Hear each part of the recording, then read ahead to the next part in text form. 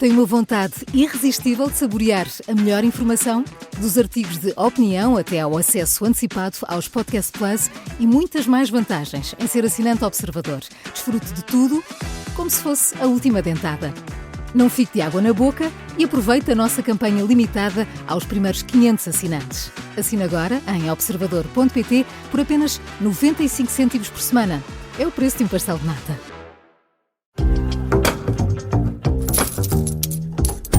Este é o som da boa moeda, má moeda das manhãs 360. Paulo, começamos com um alerta sobre vendas agressivas.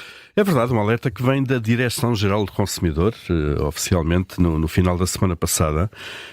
E a Direção-Geral alerta, de facto, para vendas agressivas de aparelhos auditivos, planos de saúde e purificadores de água, que, sobretudo, lesam e têm como vítimas os consumidores mais idosos.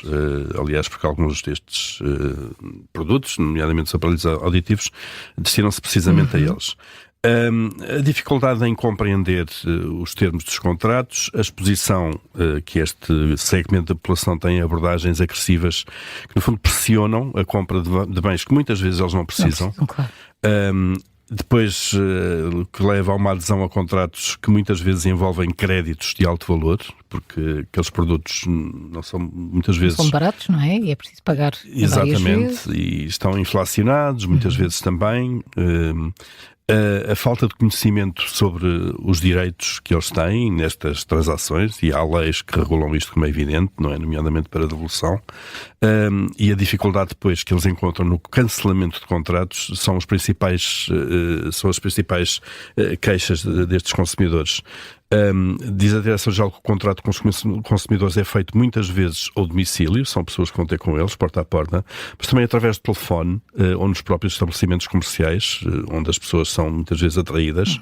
É frequente a celebração de contratos de crédito, que cá está associados a isso, ao contrato de compra e venda, por idosos que são muitas vezes analfabetos. A Direção-Geral do Consumidor chama a atenção, de facto, para a importância de proteger, então, estes cidadãos mais velhos. É preciso muitas vezes explicar-lhes, isso acontece muitas vezes dentro da família, não é? Que são alvos mais fáceis de burla, que têm limitações físicas e cognitivas, muitas vezes dificuldade no acesso à informação e estão às vezes em isolamento social.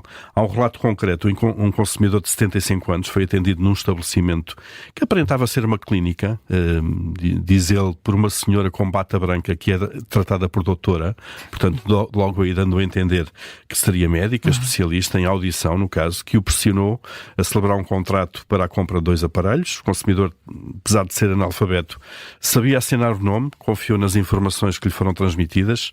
Mais tarde percebeu que os aparelhos, afinal, não funcionavam como era esperado. Tentou, obviamente, desistir da compra, mas não conseguiu, diretamente com a loja, digamos, com a empresa que vendeu. E a Direção-Geral do Consumidor conta que este consumidor acabou por procurar ajuda num centro de arbitragem que ouviu as partes envolvidas, ditou o fim de contrato, dando aqui razão ao consumidor. Estávamos a falar aqui num equipamento que custou 3.000 euros.